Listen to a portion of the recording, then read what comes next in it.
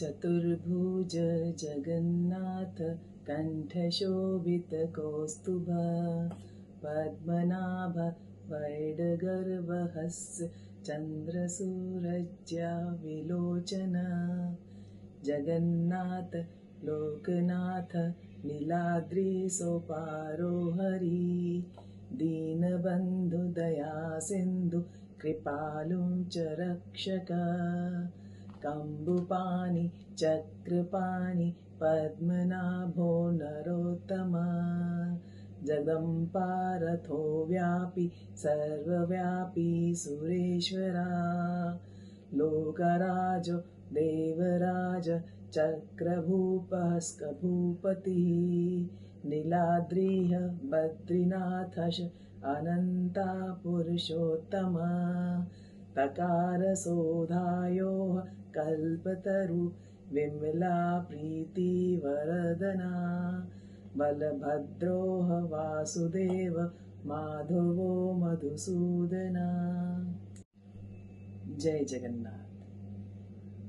आषाढ़ मास की शुक्ल पक्ष की द्वितीया तिथि से विश्व विख्यात श्री जगन्नाथ का रथ मेला प्रारंभ हो चुका है। महाप्रभु श्री जगन्नाथ जी का रथ मेला जैसा सब जानते हैं विश्व विख्यात है। इसमें श्री जगन्नाथ जी के रथ का नाम नंदी घोष है और इनके सारथी दारुक हैं, और बलभद्र जी के रथ का नाम ताल ध्वज है और इनके सारथी मातली हैं, और देवी सुभद्रा के रथ का नाम देवदलन या दर्पदलन है और इनके सारथी अर्जुन हैं। पुरी का ये मंदिर चमत्कारों से रहस्यों से भरा पड़ा है। वैज्ञानिक भी इसकी तह तक नहीं पहुंच पाए हैं कि ऐसा क्यों है, क्योंकि श्री जगन्नाथ जी महाप्रभु, बाकी सब प्रभु हैं, जगन्नाथ जी महाप्रभु हैं। इनका रहस्य नहीं जान सकते।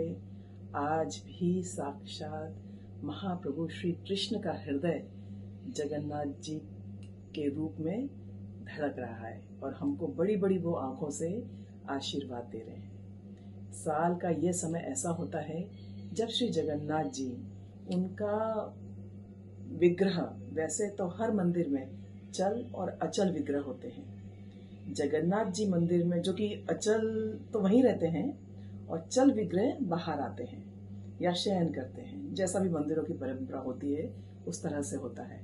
लेकिन जगन्नाथ जी महाप्रभु साल में एक वर्ष, इस वर्ष में साल में इस समय रथ के मेला में वो बाहर आते हैं और 7 दिन अपनी मौसी गुंडीचा देवी के यहाँ रुकते हैं। और आप यकीन नहीं मानेंगे, विश्व की सबसे बड़ी रसोई यदि कोई है तो वो श्री महाप्रभु की है, जहाँ महाप्रसाद बनता है।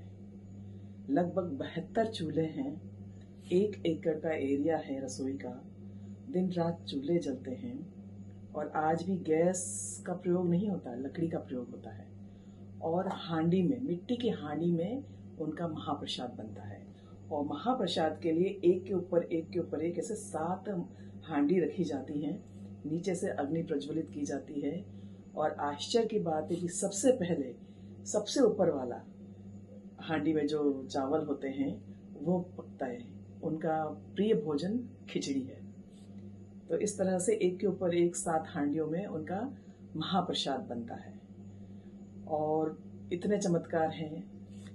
उनका ध्वज, जगन्नाथ महाप्रभु का ध्वज हवा के विपरीत दिशा में उड़ता है और आज भी कोई भी विमान, कोई भी पक्षी उनके मंदिर के ऊपर से गुजरता नहीं है।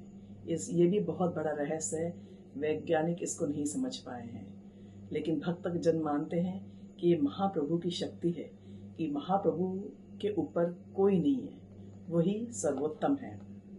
और इसमें जब सिंह द्वार में हम प्रवेश करते हैं, उसके अंदर जाने के बाद समुद्र की आवाज़ अचानक आना बंद हो जाती है। बाहर तक समुद्र की आवाज़ आ रही है, पर आप जब सिंह द्वार से प्रवेश करेंगे, मंदिर के अंदर में समुद्र की आवाज़ नहीं आती। और एक बार हुआ ये था कि महाप्रभु के दर्शन के बाद मोक्ष मिलता है, वैकुंठ मिलता है, सभी पापों को प्रभु हरते हैं। तो यमराज जी एक परेशान हो गए। वो आए जगन्नाथ प्रभु के पास, बोले कि प्रभु सब आपके दर्शन करके मोक्ष पा रहे हैं, सब वैकुंठ जा रहे हैं, मेरा क्या काम? इन लोगों ने इतने पाप किए हैं और आपके दर्शन कर करके वैकुंठ पहुंचे जा रहे हैं, मेरा समस्या का निदान करिए। तब जगन्नाथ जी बोले कि ठीक है। जब भगवान जी के मंदिर तक पहुंचने के लिए 22 सीढ़ियां हैं, सिंह द्वार से जब आप प्रवेश करेंगे 22 सीढ़ियां हैं, तो बोले ठीक है, तीसरी सीढ़ी का स्थान आपका होगा। जब प्रभु दर्शन करके लौटेंगे, यदि किसी ने तीसरी सीढ़ी पर पैर रखा तो उसके सारे पुण्य छीन हो जाएंगे जो मेरे दर्शन करने के बाद उन्हें मिले हैं। इसलिए आप भी यदि कभी जाएं तो लौटते समय तीसरी सीढ़ी पर पैर नहीं रखें। उसको यमशिला कहा गया है। उसको काले रंग से, आप अगर ध्यान देंगे, काले रंग से उसको रंगा गया है, यमशिला के नाम से वो प्रसिद्ध है।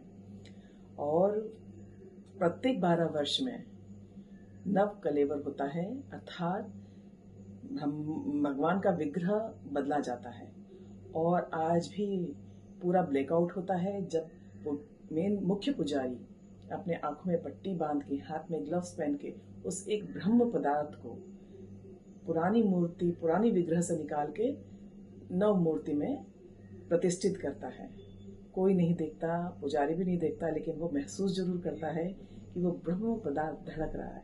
सबका मानना है कि वह श्री कृष्ण का हृदय ही है। और इस तरह से प्रत्येक 12 वर्ष में नई मूर्ति स्थापित की जाती है और ब्रह्म पदार्थ का स्थानांतरण होता है। और भी कई गहरे राज हैं। आज भी जब मंदिर का निर्माण हो रहा था तो समुद्र बार बार अंदर प्रवेश करने की कोशिश कर रहा था, मंदिर निर्माण पूरा नहीं होने दे रहा था। तब भगवान जी ने हनुमान जी को पहरे पे लगाया। अब समुद्र ने हनुमान जी को थोड़ा भड़काया कि भाई तुम पहरा ही देते रहोगे, तुम प्रभु के, महाप्रभु के दर्शन नहीं करोगे। तब हनुमान जी भी जाने लगे कि भाई हाँ, मुझे भी दर्शन करना है। तो हनुमान जी के पीछे पीछे समुद्र जी भी चलने लगे। तब महाप्रभु ने हनुमान जी को जंजीर से बांध दिया, बेड़ी पहना दी कि नहीं, तुमको बाहरी पहरा देना है, क्योंकि समुद्र के अंदर प्रवेश करने से मंदिर का भी नुकसान हो रहा है और भक्तों को कष्ट हो रहा है। तो आज भी बेड़ी हनुमान के नाम से वहाँ एक प्राचीन मंदिर है जहाँ पे हनुमान जी के हाथों में, पैरों में बेड़ी लगी हुई है, जिससे कि वो वहाँ से कहीं जाए नहीं। और भी कितने ही रहस्य इसमें छुपे हुए हैं। आज भी मंदिर के गुंबद की परछाई भी नहीं बनती है। आप वहां जाइए, सबकी परछाई दिखेगी, पर गुंबद की परछाई नहीं दिखेगी। प्रत्येक दिन वहां की ध्वजा बदली जाती है। और एक जो परंपरा चली आ रही है, वहाँ जो पंडा पुजारी है जिसके वंशज ही वो ध्वजा बदलते हैं। और आपने देखा होगा आजकल तो सब यूट्यूब में है, बिना किसी सुरक्षा के वो ध्वज लेके ऊपर चढ़ते हैं और बिना किसी सुरक्षा के वो नीचे आते हैं। तो प्रत्येक दिन उनकी ध्वजा बदली जाती है, नई चढ़ती है और पुरानी को लाया जाता है। और भी अनगिनत रहस्य हैं। और वहाँ का जो महाप्रसाद है वो कभी झूठा नहीं होता। वहाँ जाइए, वहाँ की उसमें रसोई में जाइए, महाप्रसाद पाइए, और आप इतना भी लेंगे ना, आपका पूरा परिवार पेट भर के खा लेगा, वो खत्म नहीं होगा। ये चमत्कार है वहाँ के महाप्रसाद का। और वो कभी झूठा नहीं होता, बल्कि वहाँ के अगर पंडा पुजारी कोई भी झूठा कर दे तो उस महाप्रसाद की अलौकिकता, उसका स्वाद सब बढ़ जाता है। तो श्री जगन्नाथ के रथ का मेला चल रहा है, आप लोग जाइए, महाप्रसाद को पाइए। जय जगन्नाथ, जय महाप्रभु।